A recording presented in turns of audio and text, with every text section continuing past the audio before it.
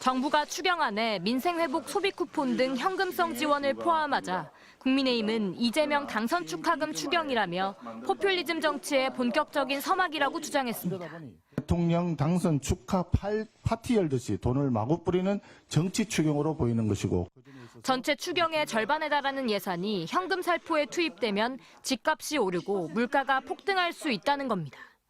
이 말로는 활력이 생긴다 하는, 그러나 결국 호텔이 망하는 호텔 경제학을 나라 곳간에 이용해서는 안 됩니다.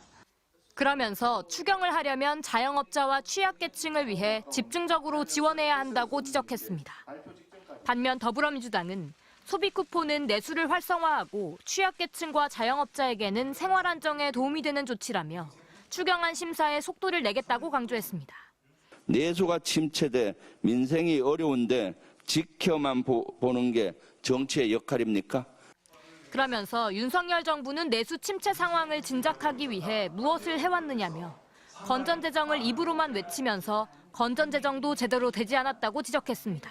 새로운 정부가 이 추경을 하려고 하니까 그것조차도 발목 잡으면서 아무것도 하지 마라. 그럼 어쩌라는 얘기입니까? 정부도 경제 활력을 주면 다시 장기적으로 세수 환원으로 돌아올 것이라며 경기가 부진해 물가 자극은 크지 않을 것이라고 설명했습니다. 정부는 오는 23일 추경안을 국회에 제출할 것으로 보이는데 민주당은 최대한 빠른 시일 내에 처리에 나선다는 방침입니다. 이를 위해 추경안을 심사할 예산결산특별위원회와 소관 상임위 구성도 서두르겠다고 했지만 법사위를 비롯한 상임위 배분을 두고 야당과의 협상이 공전하면서 여야 간 신경전이 이어질 것으로 보입니다. MBC 뉴스 고재민입니다. 아마 여름휴가 전후가 될 것 같습니다. 민생 회복 쿠폰은 두 차례에 걸쳐 받는데요. 1차 지급은 추경안 국회 통과 뒤 2주 뒤, 빠르면 7월 중순입니다. 이때 대다수 국민은 15만 원을 받고 차상위 계층 30만 원, 기초수급자는 40만 원을 받게 됩니다. 차상위 계층과 기초생활수급자의 경우엔 정부가 이미 명단을 확보하고 있어서 빠른 지급에 문제가 없다고 합니다. 2차에는 10만 원이 추가 지급되는데 소득 상위 10%는 제외됩니다. 건강보험료를 기준으로 거르게 되는데 이 과정이 다소 복잡해서 시간이 조금 더 걸릴 것 같습니다. 소비 쿠폰 받고 나면 약 4개월 안에 써야 합니다. 어떻게 쓰실 생각이신가요? 일단 취업 준비하고 있어서 학원에 등록할 것 같아요. 체리 이런 거 살까 말까 고민했던 거를 갑자기 돈이 생겨가지고 사 먹을 것 같아요. 지금 물가가 너무 많이 비싸졌으니까 최대한 먹을 거를 사는 데 위주에 쓰지 않을까. 전통시장과 동네 마트, 음식점과 학원에선 쓸 수 있지만 백화점과 대형 마트, 복합 쇼핑몰에선 안 될 가능성이 큽니다. 유흥주점이나 경마장 같은 사행업소도 제외됩니다. 지역화폐인 지역사랑 상품권이나 지자체 선불카드로 받을 수 있고 신용카드나 체크카드로 받으려면 카드사 홈페이지에서 신청하면 됩니다. 영화와 공연, 숙박 할인 쿠폰도 발행되는데요. 총 780만 장인데 모두 선착순이니까 다음 달에 쿠폰이 발행되면 서두르시는 게 좋겠습니다. 영화는 회당 6천 원을 할인받는데 모든 극장을 합쳐 한 사람이 최대 4번까지 할인받을 수 있습니다. 영화 쿠폰이 450만 장인데 물량이 소진되면 혜택은 종료됩니다. 또 가전제품 구매 계획이 있다면 다음 달 이후에 사는 게 좋습니다.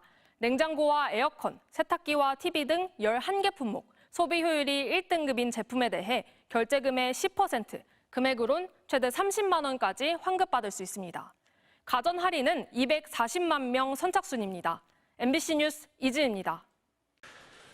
추경안은 오늘 우리가 검토하게 될 텐데 어쨌든 장기적으로 경기 침체가 계속되고 있고 특히 작년 12월 3일 이후로 심리적 위축이 심해서 뭐 있던 손님도 얼마 안 되던 손님도 다 떨어져 나갔다고 현장에서 너무 어려워합니다. 다행히 최근에는 조금 분위기가 개선되고 있긴 한데 어쨌든 본질적으로 우리 서민기업, 서민들이 겪는 고통이 매우 큰 것 같아요. 국가 재정을 이제 사용할 때가 됐습니다. 우리가 물론 이제 건전 재정, 이제 재정 균형의 원칙 뭐 이런 거 되게 중요하죠. 균형 재정해야죠. 너무 과도하게 수입도 없는데 마구 쓰면 안 되는 건 당연하지만 정부 재정의 본질적 역할이 있지 않습니까?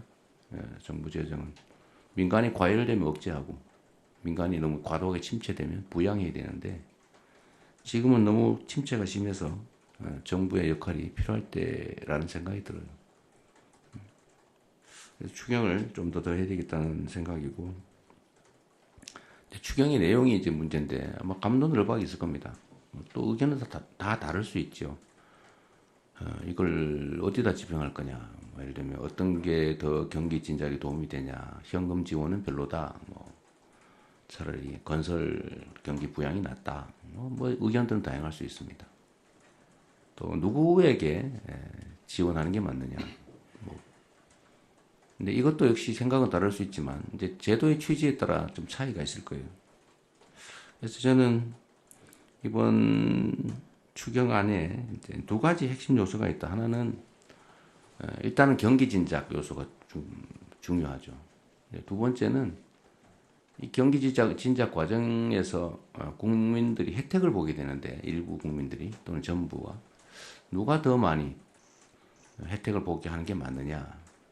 또 누구는 아예 제외하는 게 맞느냐. 이건 약간 가치와 뭐 이념의 문제이기도 하죠.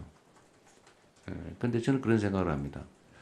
만약 이제 일반 원칙으로요. 만약에 우리가 어떤 제도를 시행하는데 필요한 경비다 이게 라고 하면 그 경비 지출에 따라서 혜택을 보는 반사적 이익을 보는 사람은 누구여야 하느냐.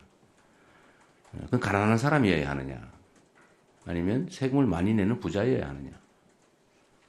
저는 어떤 필요에 의해서 경비를 지출한다고 하면 그 반사적 혜택은 최소한 국민들이 공평하게 혜택을 누리는 게 맞다고 생각해요. 아니면 어쩌면 좀 과하게 생각하면 그 경비를 더 많이 부담한 사람이 더 많은 혜택을 봐야 되는 거 아니냐 이런 생각까지 할 수가 있죠. 즉 세금을 더 많이 내는 사람을 더 많이 혜택을 보게 할 수는 없지만 최소한 비슷하게 해줘야 되는 거 아니냐. 그런 측면에서는 평등한 기회를 주는 게 좋겠다는 생각이 들고 또 한편으로는 모든 재정 지출은 어쨌든 직접적으로 이익을 주는 측면이 있기 때문에 가능하면 사회적 불평등을 완화하기 위한 또 저소득층 또 어려운 사람들이 하는 게 또 맞죠.